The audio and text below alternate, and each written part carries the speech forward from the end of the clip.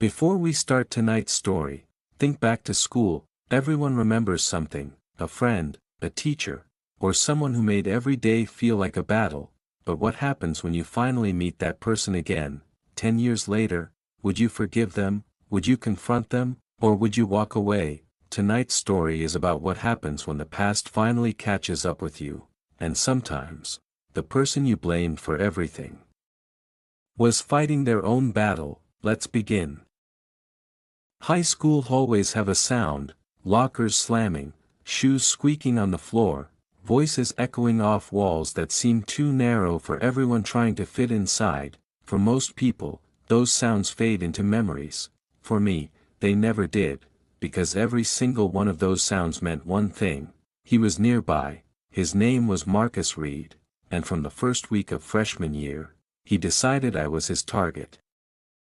It started small, a shoulder bump in the hallway, a laugh from his friends. "Watch where you're going," he said. Even though I hadn't moved, everyone laughed. That was the moment something shifted. I became invisible to everyone except him.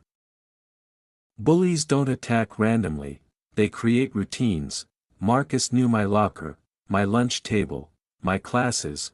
Every day there was something: a book knocked out of my hands, a joke about my clothes, a whisper just loud enough for others to hear, and every time people laughed, he got stronger. Lunch became the worst part of the day, not because of the food, but because of the audience. Marcus liked crowds.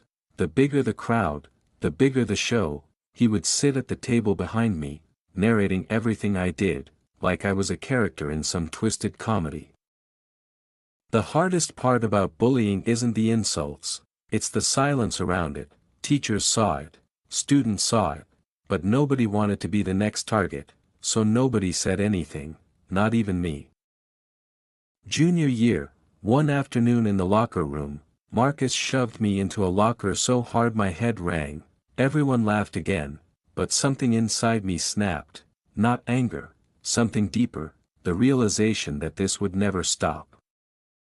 Graduation should have felt like freedom, but when I looked across the stage, Marcus was there, laughing with his friends, like nothing had ever happened, like those 4 years meant nothing. To him, they probably didn't. Life moved forward: college, jobs, new cities, new people, but some memories don't stay in the past. Sometimes they follow you quietly, waiting. It happened on a random Tuesday. A notification popped up on my phone, a name I hadn't seen in a decade: Marcus Reed. He had sent one message: "Hey, can we talk?" I stared at that message for a long time. Part of me wanted to ignore it, block him, forget it ever appeared, but another part of me, the part that remembered those hallways, wanted answers, so I replied, "Sure." We met at a small coffee shop downtown, neutral ground, public, safe. When Marcus walked in, I barely recognized him. Older, quieter, he looked nervous, which was strange, because I had never seen him nervous before. He sat down across from me. For a moment neither of us spoke. Then he said something I never expected to hear: "I've been wanting to say this for years. I'm sorry." Marcus looked down at his hands. Then he told me something I never knew.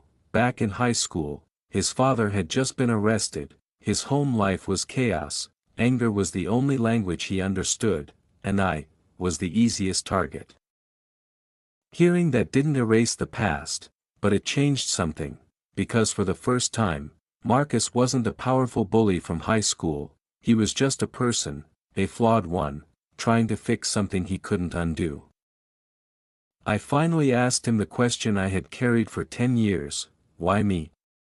Marcus thought for a long time, then he said something I'll never forget: "Because you didn't fight back. And I knew you were stronger than me." Forgiveness isn't about forgetting, and it's not about excusing what someone did, it's about releasing the weight you've been carrying. For 10 years, I carried that weight, but that day, I finally put it down. Before we left the coffee shop, Marcus said one last thing: if I could go back. I'd be the person who stood next to you instead.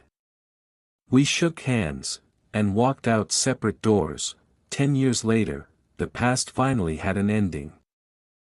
If this story meant something to you, take a moment to think about someone from your past, someone you never got closure with, because sometimes, the conversation you've been avoiding, is the one that sets you free. If you enjoyed tonight's story, don't forget to like the video, subscribe to Pillow Tale Time for more emotional and powerful stories, and comment below, have you ever confronted someone from your past? Until next time. Sleep softly.